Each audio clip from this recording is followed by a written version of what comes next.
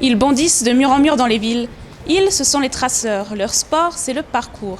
Une discipline tout en muscles et en virilité, mais pas forcément. De plus en plus de femmes pratiquent ce sport. Laura Lose et Léa Job les ont suivis pendant une semaine dans la ville de Lausanne.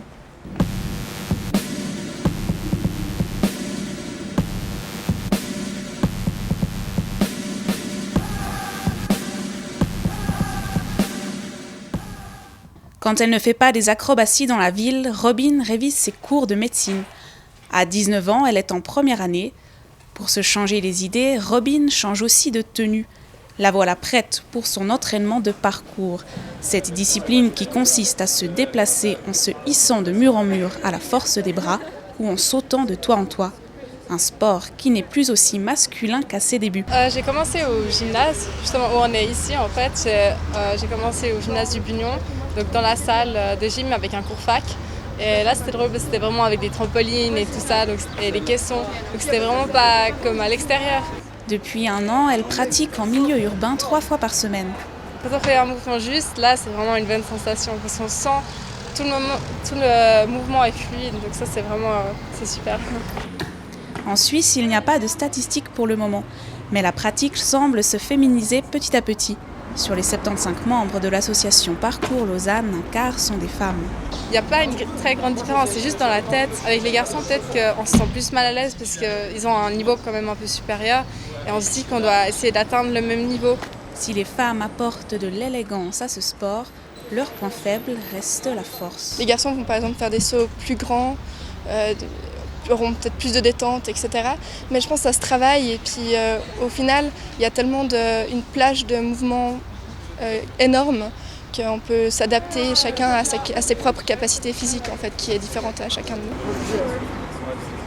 Au début, quand on commence, on ne connaît pas du tout ses capacités, ses limites. J'étais très casse-cou à la base, je faisais tout, jusqu'à que je me suis blessée 1 ou 2 fois. Et du coup, maintenant, je fais beaucoup plus attention et je connais mes limites. Pour remonter aux origines du parcours, pas besoin d'aller bien loin. Il a été inventé dans les banlieues parisiennes il y a environ 25 ans. Et si ce sont des hommes qui l'ont fait connaître, ceux que l'on surnomme les traceurs ont aujourd'hui leur équivalent féminin, les traceuses. Depuis 1 an, un entraînement 100% filles est organisé à Lausanne, une première en Suisse romande. Celui qui l'a mis en place, c'est Yann. On avait de la peine à motiver des femmes à venir, donc il y en avait quelques-unes qui pratiquaient, mais c'est vrai que les entraînements féminins permettent de donner une visibilité à la pratique féminine, de dire voilà, il y a des femmes qui pratiquent, donc vous pouvez pratiquer aussi. Donc créer plutôt un cadre où les femmes pourraient venir et puis se sentir peut-être mieux accueillies que dans un groupe mixte. D'après un sondage qu'on avait fait récemment, les hommes ont tendance à plus vouloir pratiquer la prise de risque dans le parcours, c'est une de leurs motivations, ça apparaît moins chez les femmes. Mais il y a quelques femmes qui s'entraînent ici depuis 1 année qui ont fait des sauts que je n'ose pas faire moi-même, donc pour l'instant je vois pas vraiment de différence marquante, quoi.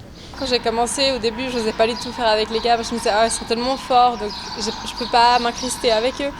Mais c'est après coup que je vois qu'en fait il n'y a pas vraiment une grande différence entre les deux parce qu'on s'entraîne vraiment chacun pour soi. Je me sens pas en cet instant capable de faire exactement ce que les garçons font ici, mais en tout cas, je pense qu'avec l'entraînement, je peux arriver assez loin. Et d'ailleurs, il est 20h et Robin s'entraîne encore. Même si les femmes viennent par dizaines à leur entraînement, les séances mixtes restent 2 fois plus nombreuses. Voir des filles s'entraîner au milieu des hommes est presque devenu une habitude, n'en déplaise à ces messieurs. Je suis souvent dans mon coin avec mes potes, mais oui, c'est possible des fois qu'on leur donne des petits conseils ou comme ça. Des filles, elles sont vraiment balèzes, quoi. Il y a des filles, par exemple, pas forcément à Lausanne, mais un peu partout dans le monde. Il y a des vidéos et des filles, elles sont plus balèzes que moi. Elles sont plus sérieuses pour les entraînements, plus aptes à apprendre les techniques comme il faut. Et les garçons veulent plus jouer. Et pour les filles, les entraînements mixtes, c'est un moyen de se motiver. Ce qui est bien avec les gars, c'est justement on les voit faire des choses et on se dit moi aussi j'aimerais essayer de faire ça. Du coup, ça nous pousse justement à aller plus loin. Lausannoises et Lausannois, préparez-vous à voir des filles sauter sur vos toits. Le 7 août prochain, on célèbre la journée des traceuses, au féminin bien sûr.